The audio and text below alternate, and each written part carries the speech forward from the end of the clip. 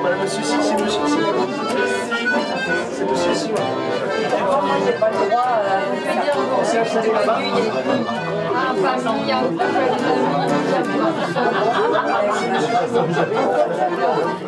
Laissez-moi, c'est monsieur Simon.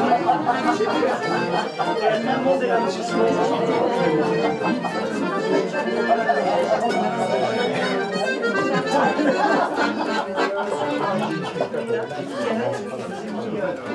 Le matériel, voilà.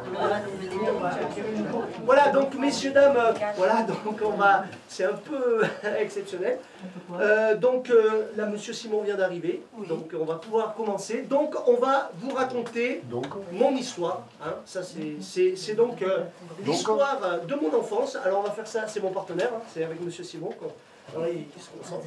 Donc, parce que non, c'est vrai que c'est pas simple non plus. Et donc, je crois qu'on va, puisque tout le monde est là, voilà, monsieur Simon là, il vérifie le matériel. Donc, je crois qu'on va pouvoir commencer mon histoire d'ici quelques minutes, il me semble. Alors, j'ai eu ma période Il est majorette. parti tout de suite. Et la première chose, c'est apprendre à marcher avec le tambour. Parce que le tambour, il ne tient pas, il fait ça sur la cuisse. Donc des fois, il est derrière. Donc il faut déjà apprendre. Et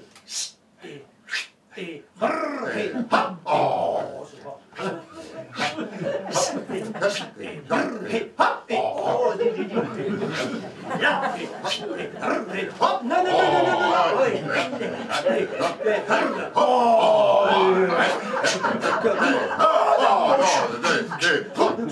Alors au début, on n'est pas bien à l'aise. Parce qu'on marchait au pas, il faut tenir le tambour, il faut qu'il tienne là pour qu'on fasse ça.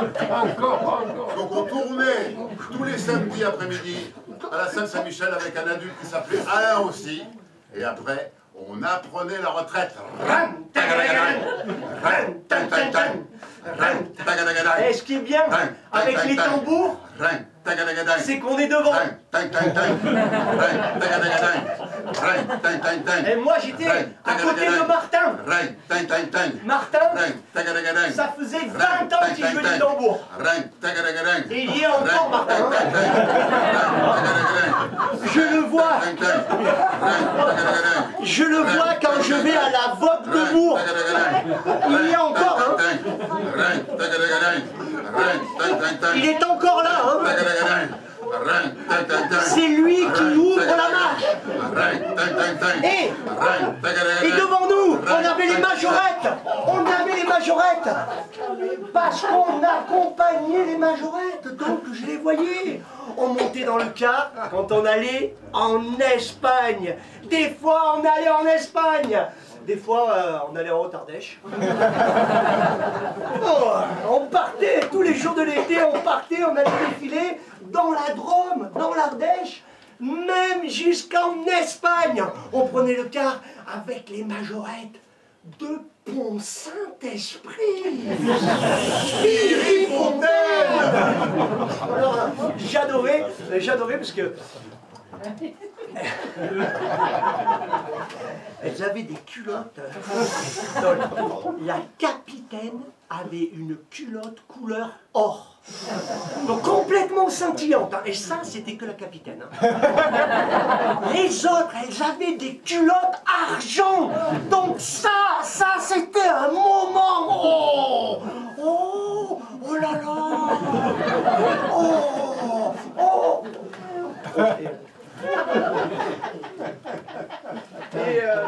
Et mon frère, un été, parce qu'il cherchait du travail l'été, hein, il a été éboueur. Et je le voyais passer dans les rues, je lui faisais... Il était derrière, comme ça. Il ramassait les poubelles. Et il y avait des gens qui venaient voir mes parents qui disaient « Mais on voit votre fils là, c'est la honte un peu, hein. » Et en fait, nous on trouvait ça génial. On trouvait ça génial parce qu'on voyait passer mon frère dans les rues.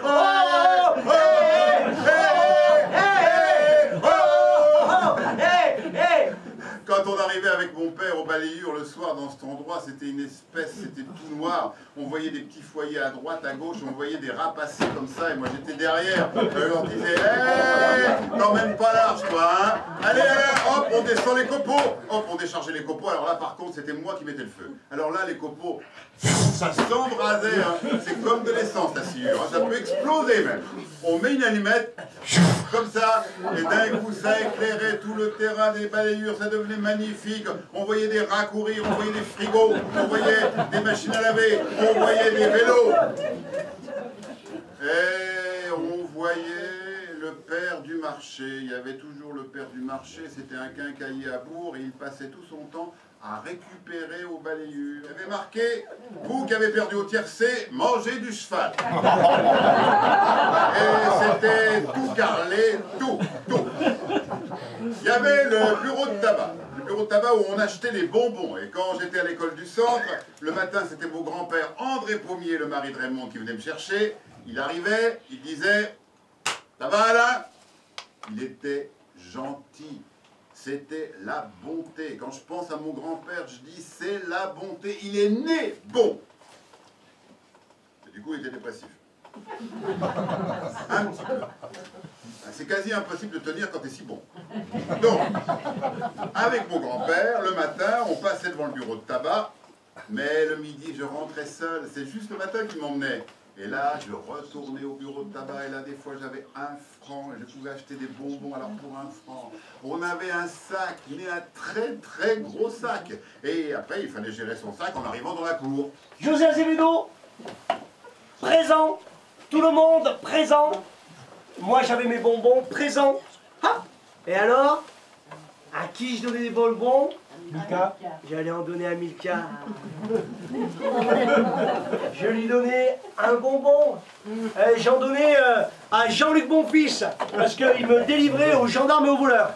Alors je lui disais, pense à me délivrer à la prochaine récréation.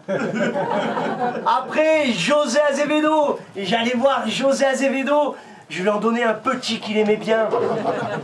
Les réglisses. Georges Terrasse aussi. Hop. En plus, c'était des cogneurs un peu. Hein. Et moi, j'étais maigre. J'avais peur de me battre.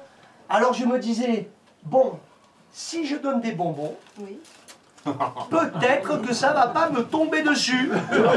Alors du coup, je gérais à peu près l'école du centre avec mon sac de bonbons comme ça.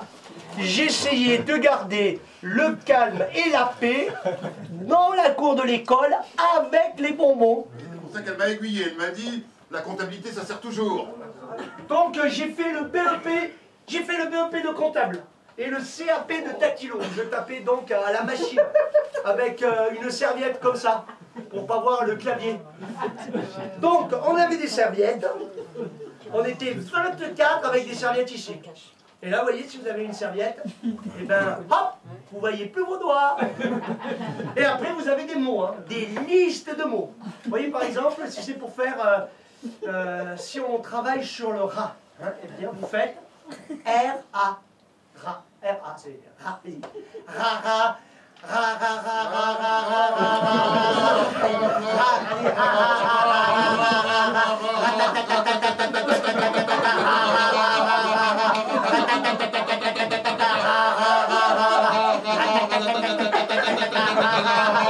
Vous voyez, c'est en boucle, hein. Et on peut pas regarder ses doigts, hein. Donc c'est comme des gammes, hein. C'est des gammes en dactylo, en fait, hein.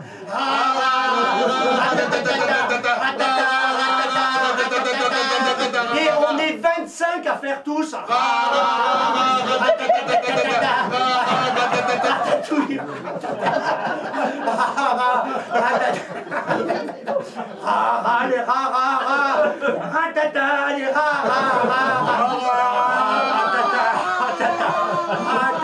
Et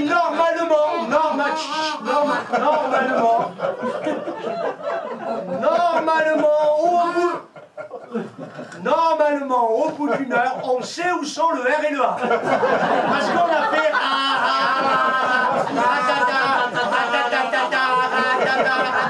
voyez, ça c'est une méthode pédagogique.